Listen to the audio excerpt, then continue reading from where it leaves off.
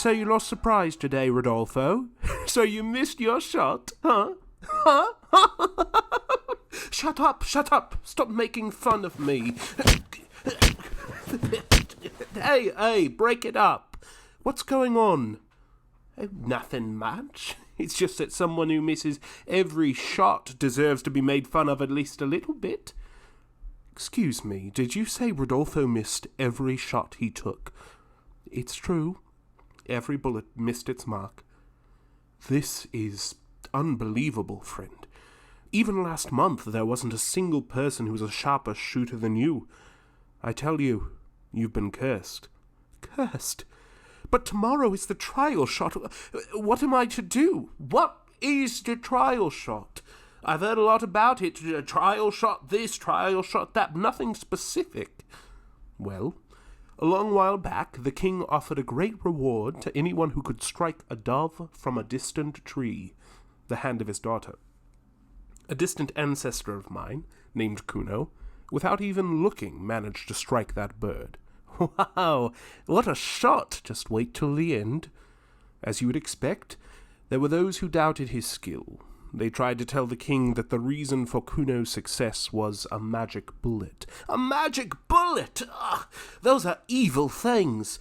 My grandmother told me all about them. Listen closely, this is very important. They say that 6 of the magic bullets will always hit their mark, no matter how hard it may be.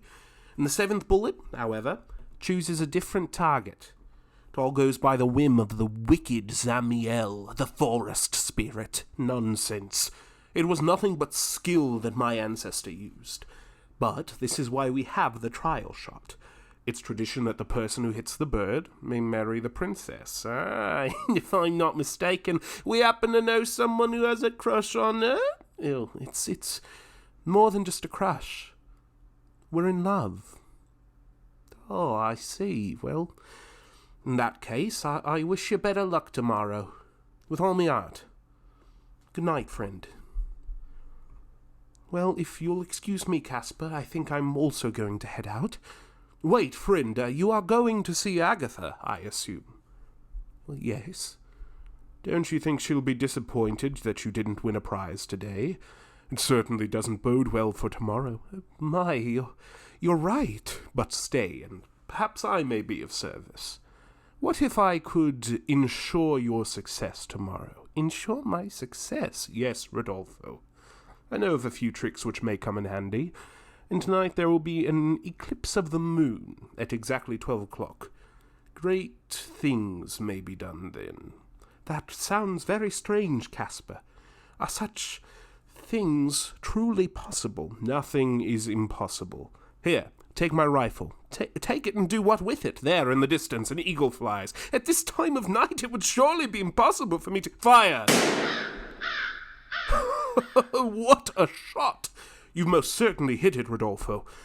Oh, and what a fine bird it is! How strange. I could not even make out the shadow of that eagle. Do you have any more bullets like that one? Unfortunately, that one was the last. But, if you meet me at the Wolf's Glen at midnight, we can certainly make some more. Oh, I don't know. I've heard bad things about the Wolf's Glen. Ah, so you're too scared. No, I will go. But first I must attend to my love, Agatha. She is expecting me. Then we will away for now. Remember, 12 sharp, no later. I will see you then.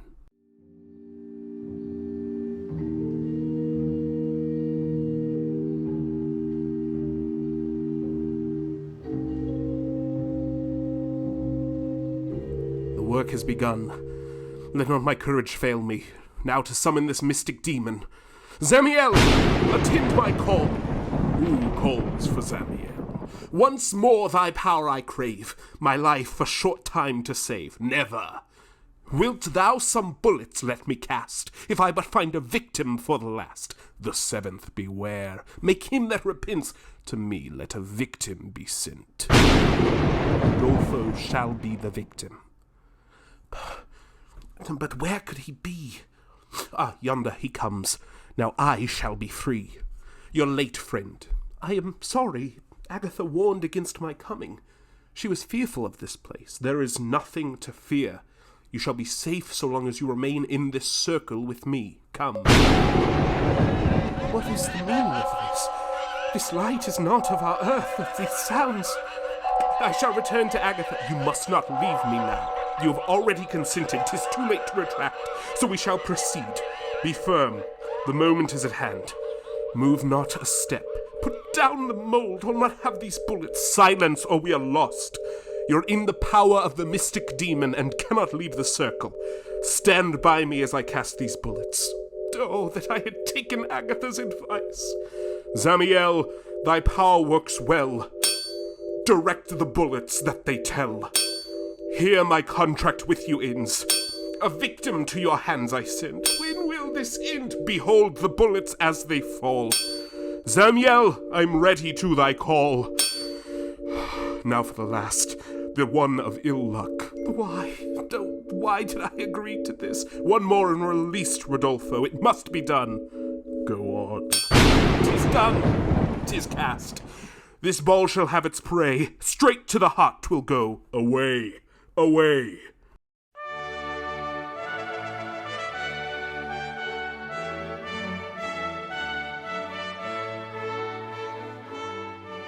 The trial shot is close at hand.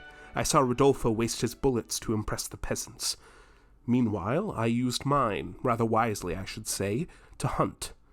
But the 7th bullet, however, finds itself in the desperate hands of Rodolfo. May Zamiel make his aim true, and perchance allow some chaos to ensue. As for myself, I shall hide behind yonder tree and watch this cursed shot from a distance.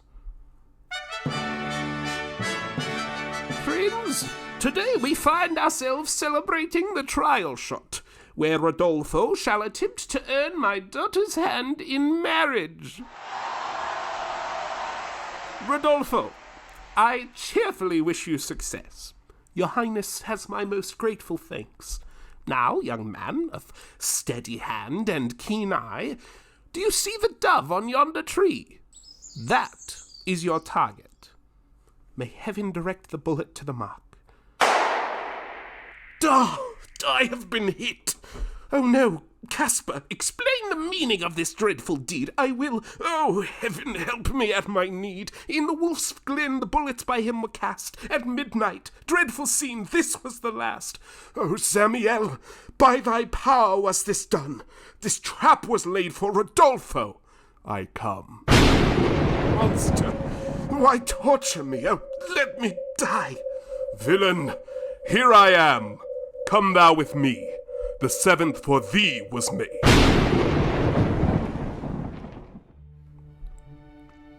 Thus is he punished, and Rodolfo has been betrayed. But still he shall have my daughter. That is my wish. May you both live in peace and happiness for years to come, and may your days be many. Oh, and Rodolfo? Yes, sir. Please do try to stay away from the Wolf's Glen. Yes, sir. I certainly will.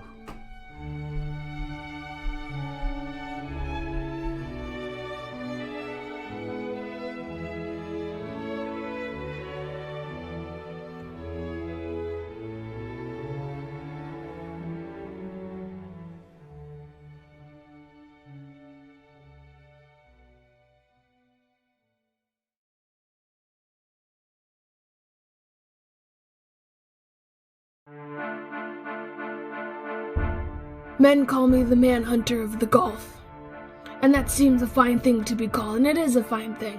It is a fine thing to be the foremost skipper in these waters, under the free flag. What a roaring life it is, too, chasing the rich ships, the big fat pigeons with crops full of gold, chasing them with every stitch on her, chasing of them and nearing them every minute, chasing of them through the narrows like a flash, up under the guns of the walls, first quieting the guns, then taking what you've a mind to, and out again, on the highway of the sea. And as like as not the decks aren't swabbed before up there comes another, and then it's racing again. Oh, that's the sort of life while the blood's hot. You get a wound or two and lose a man or two, but no one minds. Even the men you lose dies laughing.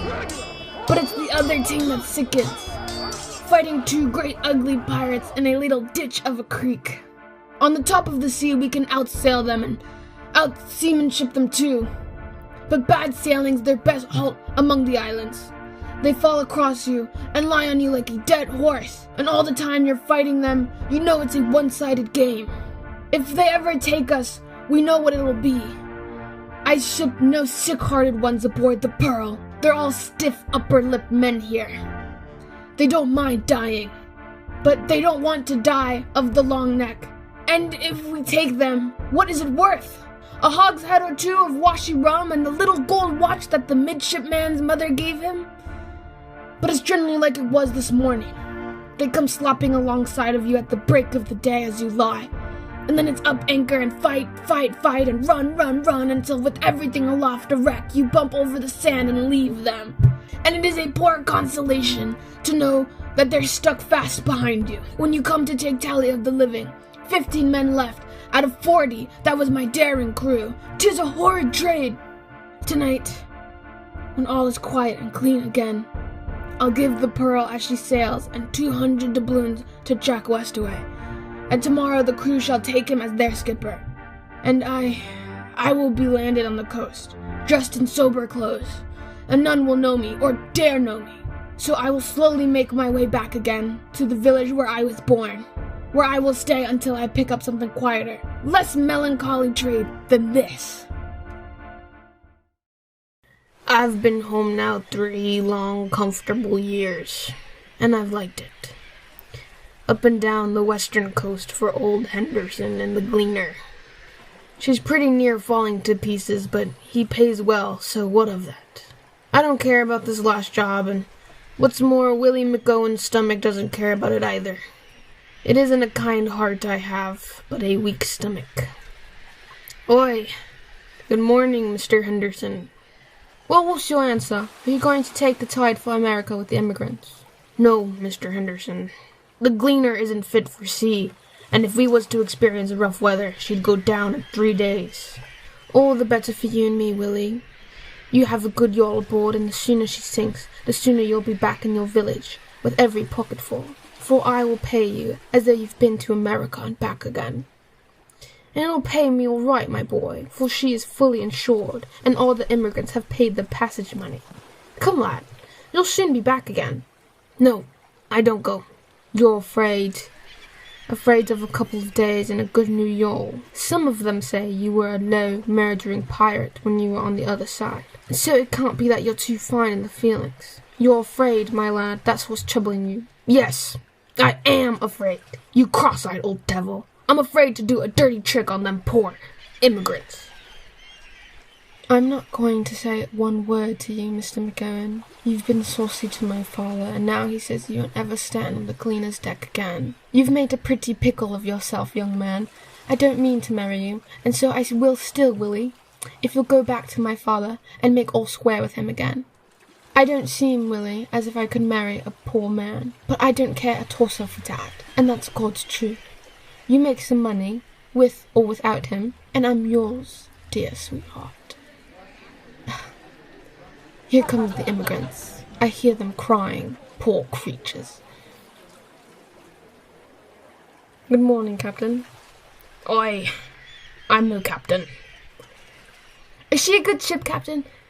And will the old gentleman put good food on the ship for us, Captain? And will she make a quick passage, Captain? Oh, I see her there. She's a fine ship. She's much bigger than the other one.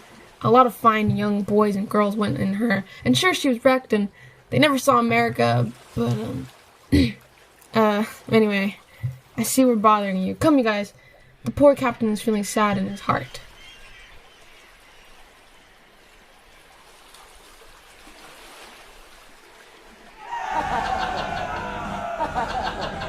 Oi! Come on board with us, Captain. Never mind old Henderson. He's offended with you. The Gleaner is an old rotten schooner, 'tis true. But what of that? All the sooner back, old Henderson says. 4 months' pay for 4 weeks' work, Captain. Ugh, well, goodbye, Captain. Sit there on your old iron mushroom till the seaweed grows on you. Good morrow, Captain. Are you for the ocean today? Oh, I don't know. Let me give you a song, Captain.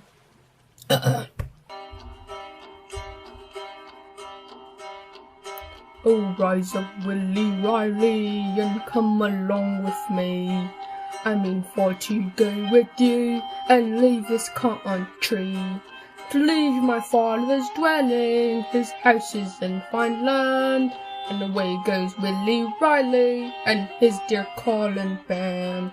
We drink the memory of the brave, the faithful and the few. Some live far off beyond the waves and sleep in Ireland too. All are gone, but still lives on the fame of those who died. All true men like you men, remember them with pride. Have you made up your mind, Willie?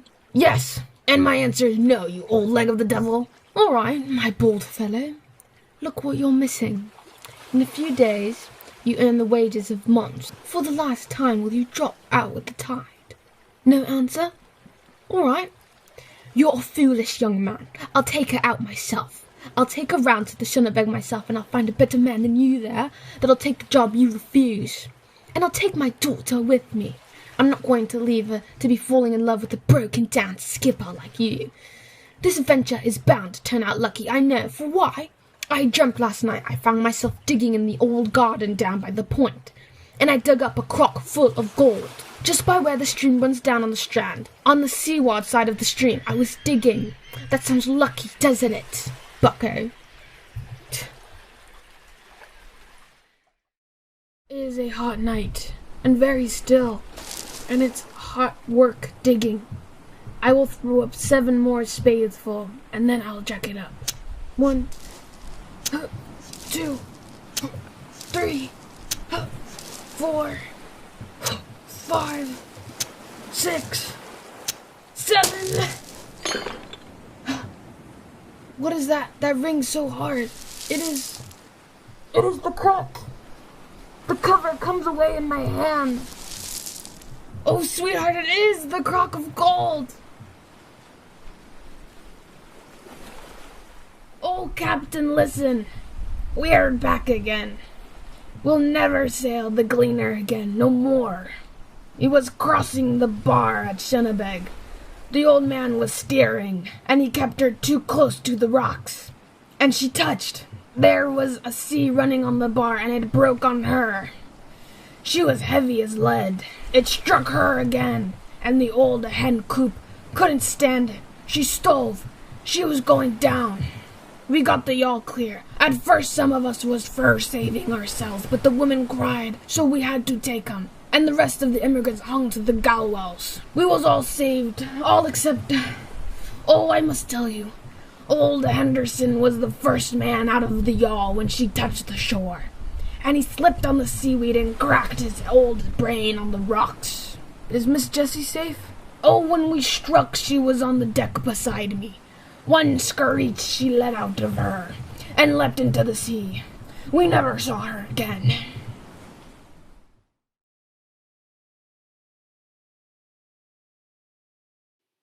A Tale of Timothy Coombewest, presented by Kelly Daigenault. Where are you going, Master Timothy Coombewest? Away. Where to? To seek my fortune on the sea. Since father died, aunt and uncle have treated me so poorly that I must away. But before I go, I want you to promise me something, Major dear. Yes, Timothy?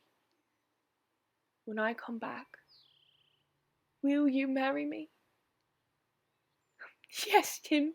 If I am alive when you come back, I will marry you. And how long will it take you to make your fortune? Perhaps 5 years, perhaps 10, but not more than 10. Goodbye, Tim. Goodbye, Majorie. Think of me every day. Wait!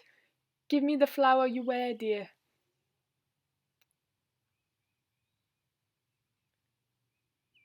Goodbye, old valley. Blackberries for breakfast aren't very satisfying, but if I was at home now, I'd be having a lump of barley bread and a drink of milk in my brown mug. But here's a ship, and here comes the captain too. What do you want, me laddie? I want a job aboard your ship, sir. What can you do, me laddie? I can plough and I can sow, I can reap and I can hoe. Can you box the compass, eh? I don't know, but dare I say I could wrestle one.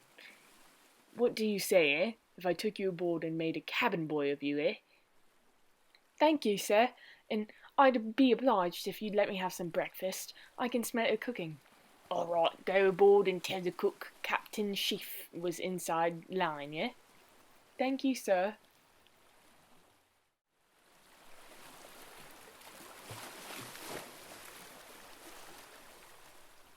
Lost or strayed from a gentleman whilst playing dominoes with some other gentleman, a pair of knee buckles, a pair of fine gold shoe buckles, and a ruby ring.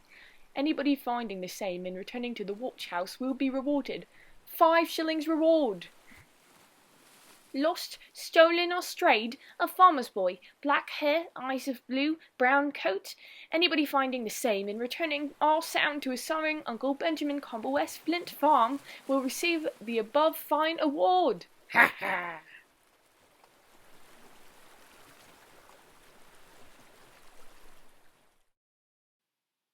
Damn! Hurry up, you young schemer, I'll have to rope send you again, like I did yesterday. All hands on deck, I've got news.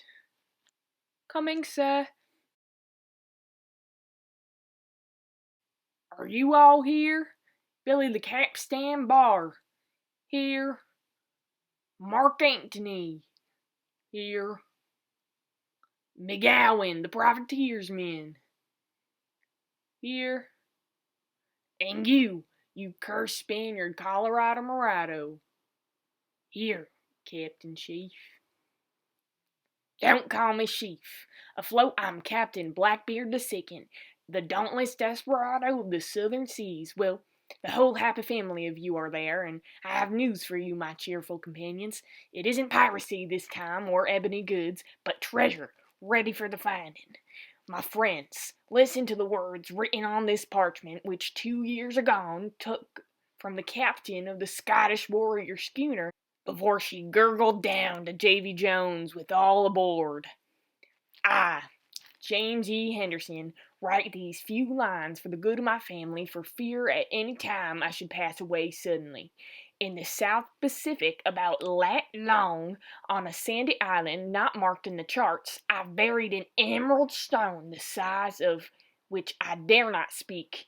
Under 10 foot of sand it lies. A foot of sand will wash away in 12-month, so I must dig 'em up every 10 years, else the dazzling greenness of 'em will so shine forth that every passing vessel shall see it.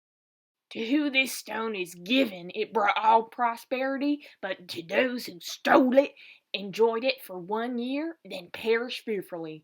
Now, what I propose to do is to search the islands in those latitudes for the jewel, which must be of great value, to search until we find, if need be till the sand shall wash away, and guide us to it by the green light in the sky. Now, will you take the adventurer's oath? The adventurer's oath! The adventurer's oath! Then say after me, slow and distinct, by the wind of the Carignet, by the wind of the Carignet, by the light on the Blennock, by the light on the Blennock, by the Shulamila, by the Shulamila, by Poodoya, by Poodoya, by the old trade and the merchants of the old trade. By the old trade and the merchants of the old trade. We swear to stand by Captain Blackbeard II. We swear to stand by Captain Blackbeard II.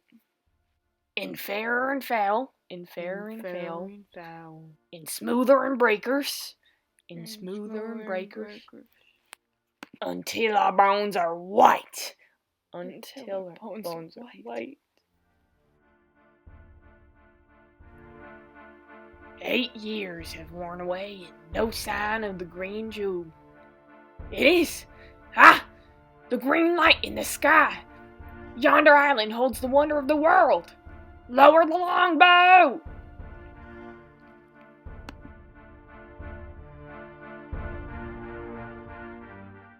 Not here. Not here. Where is it then? I cannot see the light. Some ship must have seen it before we did and got here before us. No matter, the Nineveh is the fastest vessel in the southern seas. Nothing can live in front of her, and nothing shall. We must find the wondrous jewel.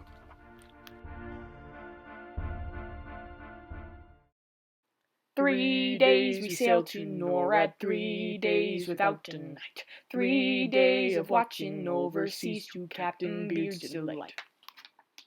All hands on deck to shorten tail." Oh, God, why?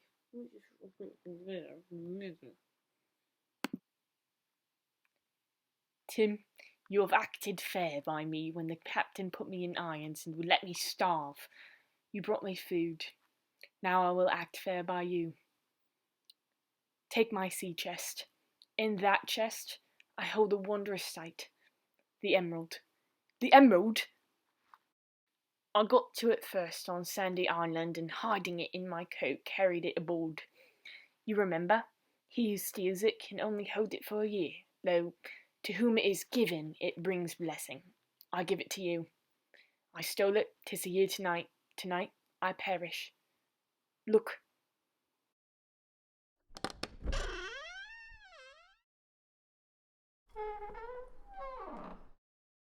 All hands on deck! There are breakers around us! Hurry! Hurry!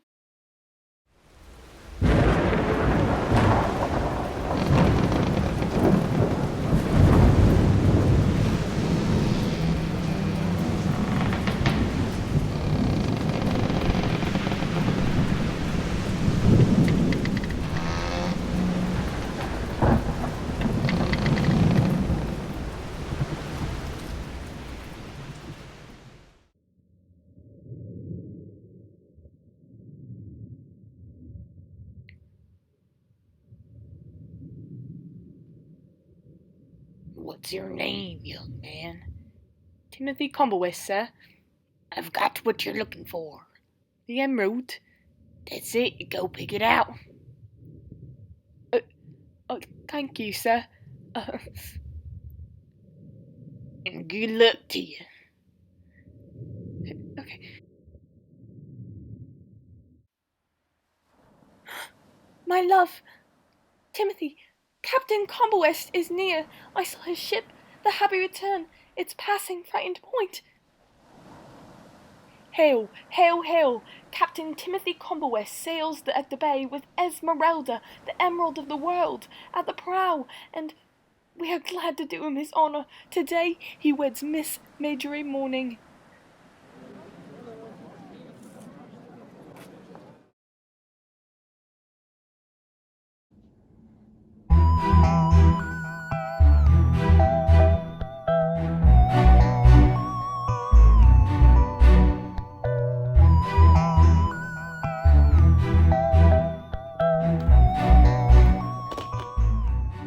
You who have read your comic strips know all about the rocket ships, in which, I'm sure, you've often seen us leave for the moon, or Mars, or Venus.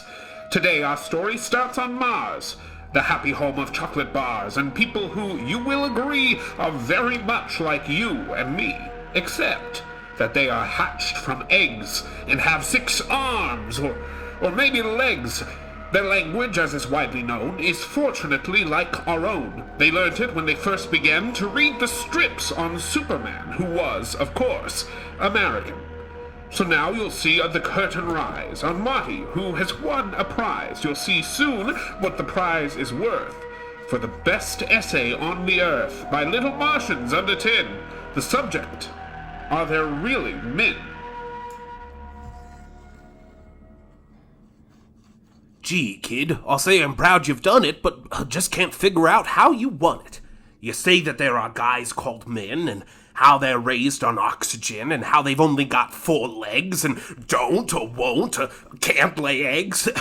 Well, Junior, I guess you're clever, but I ain't seen such critters ever. Say, Pop, lay off. This cute young kiddo will keep his mom when she's a widow. Now, won't you, Marty? Won't you now? Why, sure I will, you bet. And how? But, Mom, Kitty's hour's about to start, and I don't want to miss my favorite part. And Martha and them science guys said they was going to put us wise about this Yardonation prize. This thrilling drama, Human Horror, continues on the screen tomorrow. Monsters from Terra come in rockets with equalizers in their pockets. Don't miss it. It's unique, stupendous, sensational, banal, tremendous. This program, as already stated, you owe to Bunk Incorporated. Buy Martian Bunk. All Martians read it. It peps you up. I'll say you need it. Bunk with a difference. Tell your wife, Bunk is the Martian way of life. We don't have any in the house. How come we don't, my loving spouse? You better get some Bunk and use it. 100%ers always choose it.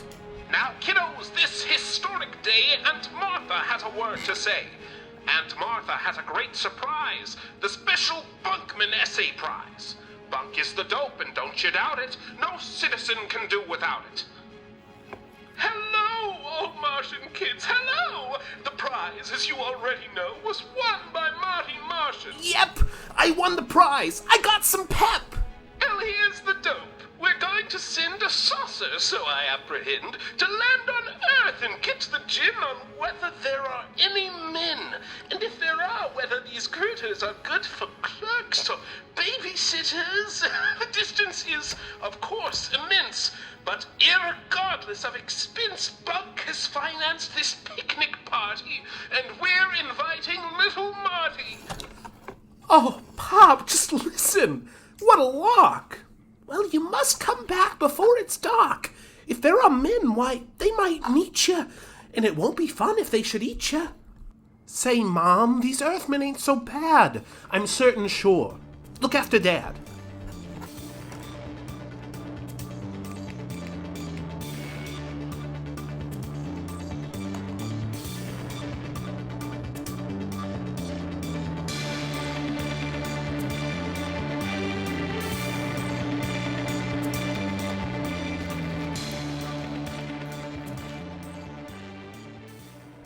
Meanwhile, some humans here below listen to old steam radio. For, being poor, they can't as yet afford a television set. So in our second act, we see the Manns, an English family. They hold correct and proper views and always listen to the news. The news, my pet. It's time again. 2 plain, 1 pearl, 2 pearl. A note of protest has been sent to the Australian government. Our captain was not stumped, but bold. The Queen has had a serious cold. A flying saucer landed near, to little thinking in the mere. An interview with our 11 will be relayed at 7:30 on how we lost the ashes and cannot find them, so we understand. That's serious. The Australian curtain makes cricket secret and uncertain. We must be sure to hear that talk. I feel depressed. I'll take a walk.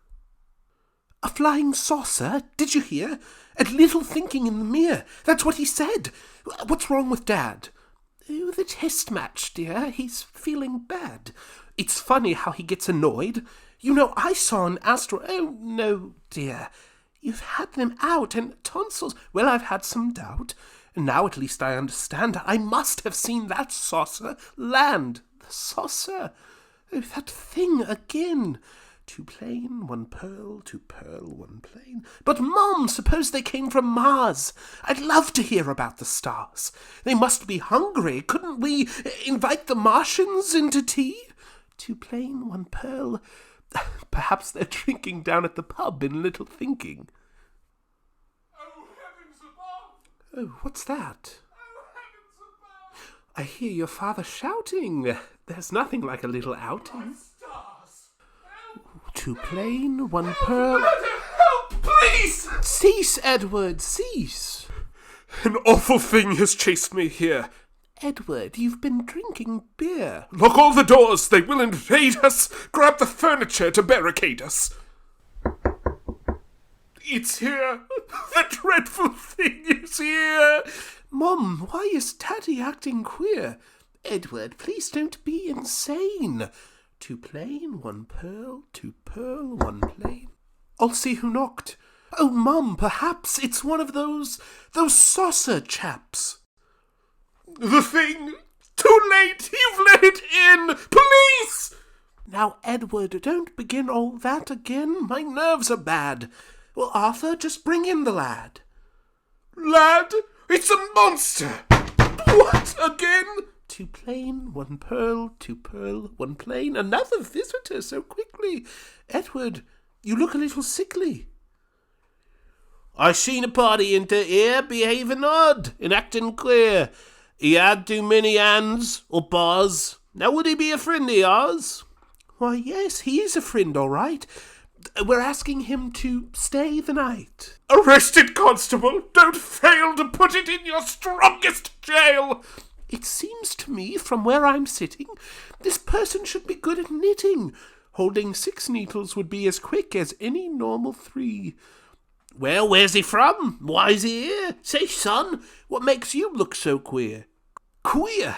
Well, I'm darned. Just look at you. You guys are short of legs by 2. Short of 2 legs. How can you run? When I get home, this'll be fun. Not that I mind. I kind of guessed it. Arrested, constable! Arrested! Where'd you come from, baby dear? Out of a saucer. Into here. He came from Mars. It's true. It's true. My special buddy. Same to you. Now, if this party is from Mars, or one of them other foreign stars, he had no right to cross the border without his passport being in order. Let's see it. But I don't have any. Now look, you've got 2 legs too many. It's not illegal, bad or vicious, but what we calls acting suspicious. Oh, please release him. I've a thought. Look, with 6 arms, a person ought to be a wizard at the wicket. Dad, we could teach this Martian cricket. He'd play for us against Australia, where we've often met with failure. Boy, you're a genius. Yes, you're right. England is saved this very night. All right, sir, very good. That's splendid. Say the incident is ended, but teaching batting, sir, may trouble you. It'd be so easy, LBW. Leave that to me. I'll do my best to get him ready for the test, and then we'll ask the MCC. They'll lap it up. Take that from me. Banners of victory we'll unfurl. 2 pearl, 1 plain, 2 plain, 1 pearl.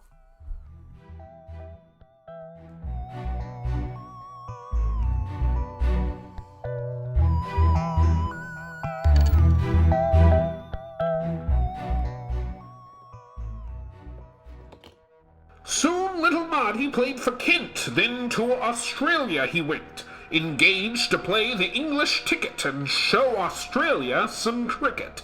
There, when our Martian hero landed, he beat them, though not single-handed, because, of course, he played with 6, which put the Aussies in a fix. To England, when he then returned, he said that Arthur Mann had earned a trip to Mars, and so he did, that plucky little English kid. A grateful country gave a party for Arthur and the clever Marty, supplying spacesuits for the trip, and other things which we can skip. But Mrs. Mann said it was wrong, because the journey was so long, to pass the hours just idly sitting. She gave them balls of wool for knitting, and placed on board the flying saucer the works of Milton, Donne, and Chaucer. Now we shall see his parents learn of Marty's fortunate return. Don't let them sell you any junk. It's bunk you want, so ask for bunk. It's different from the other stuff. It's all you need. Bunk is enough. Bunk is the stuff you can't refuse. Oh, now folks, we've got a piece of news. The flying saucer is back again, all thanks to Bunk. Let me explain. And Marty Martian is on his way to join his mom and pop today. He has with him a human creature, un-Martian, both in form and feature. He calls it Artie, and it talks, stands on 2 legs, and really walks. Oh dear. I guess that's fear, account of this thing coming here. Young Marty and this thing called Arthur are being chased by our Aunt Martha, and half of the staff of Radio Mars are after them in high-power cars. We want a story, and you bet a story's what we're gonna get. Where am I? What's it all about? Why, you're on Mars, there's little doubt. And Marty, too, they say, is here. I got a hunch he'll soon appear. Oh! Hurry up, Pop. What's wrong with Mom? Now, where did you get that thing from? That thing? That's my buddy Artie. Marty, you're nuts. Yeah, nuts is Marty. What is this odd and Martian party? Oh, now look who's here! A human person! Marty, you might have found a worse'un. I'm Aunt Martha Martian, famous even to every ignoramus. We've brought the outfit in the cars. We're gonna tell this cockeyed Mars just all about you and your pal, and if you'd like to talk, you shall. Guess I'd better say, Aunt Martha, his moniker's really Arthur. He's a great guy. We call him Marty. Okay, then let's get cracking, Marty. Are we in this or just spectators? Your parents! That's inferior status. You can be seen, but you beware of speaking, see? So don't you dare. All set. There's nothing holding us. This Arthur thing. He might be worse. We're off. Pipe down now, Mrs. M. Marty, come here and talk to them. Well, I guess there isn't much to say. We went to Earth, I learned to play a game called cricket, which I'll teach. Say, do I have to make a speech? He don't say much, our modest Marty. But here's his pal, the human Artie. Now tell me, Artie, now you're here, I figure you must find it queer. Well, of course, it's rather fun to be the first and only one to come from Earth and land on Mars and live up here among the stars. I'd like to stay, if I can stick it, and I should love to teach you cricket. Well, now you've heard a human child. He's civilized and clean and mild. Before we send him to his pup, I calculate he'd like to stop at least a week. We'll sign him up. Bunk never sells the kids a pup. Bunk must be used without restriction. Bunk for all the facts in science fiction. Bunk in the home, in comic strips. Bunk fixes all the saucer trips. We serve the public, never shrunk. You owe this program all to Bunk.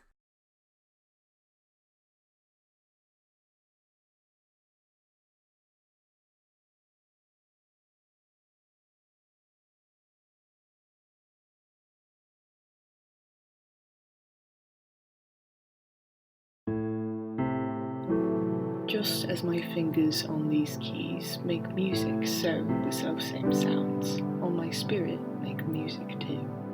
Music is a feeling, then, not sound, and thus is what I feel here in this room, desiring you, thinking of your blue-shadowed silk, is music. It is like the strain waked in the elders by Susanna, of a green evening, clear and warm. She bathed in a still garden while the red-eyed elders, watching, felt the bases of their beings throb in witching chords and their thin blood pulse pizzicati of Hosanna. In the green water, clear and warm, Susanna lay. She searched the touch of springs and found concealed imaginings. She sighed for so much melody. Upon the bank she stood in the cool of spent emotions. She felt among the leaves the dew of old devotions. She walked upon the grass, still quavering. The winds were like her maids on timid feet, fetching her woven scarves, yet wavering. A breath upon her hand muted the night. She turned, a cymbal crashed, and roaring horns.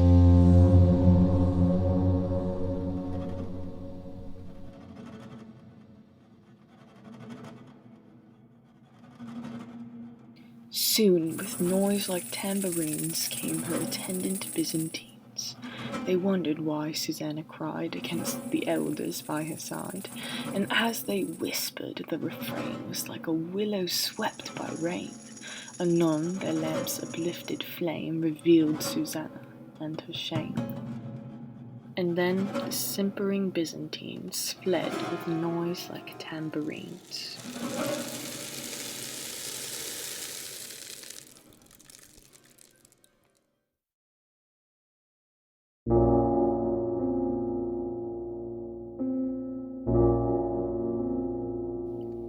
Beauty is momentary in the mind, the fitful tracing of a portal, but in the flesh it is immortal. The body dies, the body's beauty lives. So evenings die in their green going, a wave interminably flowing. So gardens die, their meek breath scenting, the cowl of winter done repenting. So maidens die to the auroral celebration of a maiden's choral. Susanna's music touched the body strings of those white elders, but, escaping, left only death's ironic scraping. Now, in its immortality, it plays on the clear viol of her memory, and makes a constant sacrament of praise.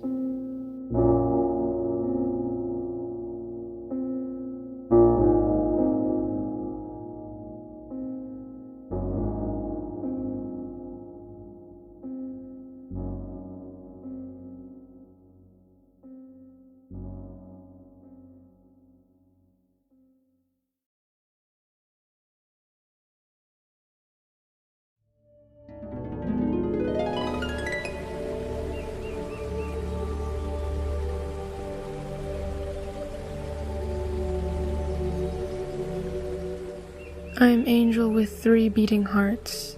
I am angel when I'm bloody. I am angel with 24 eyes. I am angel when I'm ugly.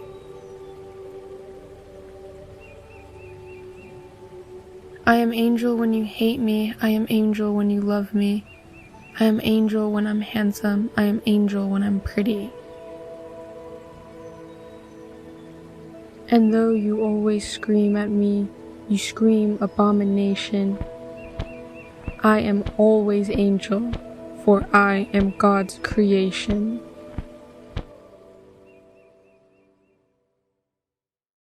The name's Fox McCloud.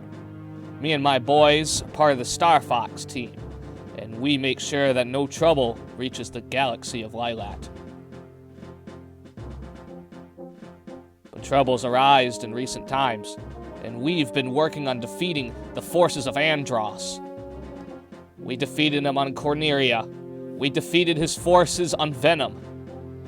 But now, the true challenge awaits. Now, Andros himself. I've heard rumors about Andros. I've heard rumors that he turned himself into a bioweapon. I guess we're about to find out. Fox McCloud. Andros! I've been watching you. So you're the little pest who destroyed all my forces on Venom. That's right, and we'll do it again, and this time for good. It's a shame you'll have to die. May the best pilot win. Oh, Fox. I don't think you really understand. You're going down, Andros, no matter what. Very well. Now you will know true pain.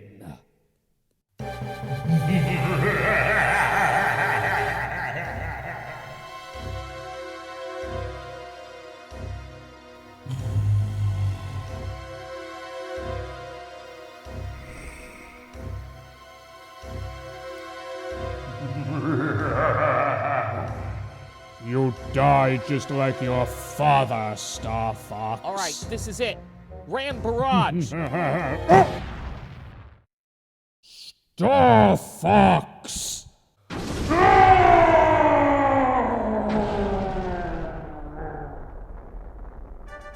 Andros is down. I repeat, Andros is down. Get out of there, Fox. We're waiting for you on the outside. Coming home, boys.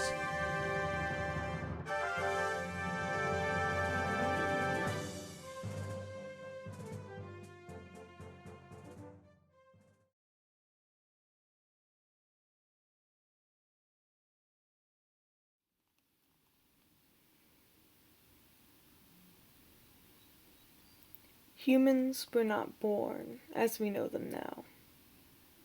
Originally, we had 2 heads attached at the back. We had 4 arms. And 4 legs. But in our overzealous ways, we tried to defy the gods, resulting in a separation at the nape, left incomplete, meant to search for our other half for the rest of eternity, what the myth would call soulmates. You were the first person to utter that word to me. I remember how sweetly it fell out of your mouth. We were in middle school. After that, it was like we would always come back to each other, or at least that's how you spun it to me. We dated once, and again, and the 3rd time, you uttered that same word like you had all these years. Soulmates. Soulmates.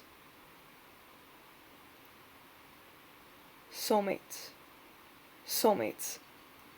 Soulmates. Soulmates. Soulmates. Soulmates. Soulmates. Soulmates. Soulmates. Until you were attached. Until you convinced me.